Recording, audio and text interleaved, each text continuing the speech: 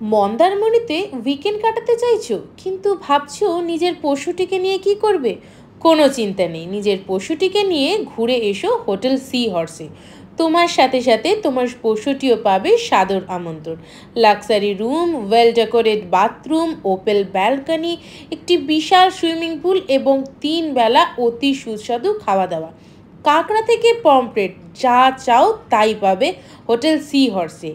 এদের উপরি পাওনা সমুদ্রের ধারের ব্যাম্বু ক্যাফে, যার সকাল রাত দুয়ের সৌন্দর্য কিন্তু অপূর্ব। সকালে চা হোক কিংবা সন্ধ্যেতে বন্ধুদের সাথে খানাপিনা, সবই কিন্তু তোমরা পেয়ে যাবে ব্যাম্বু ক্যাফেতে।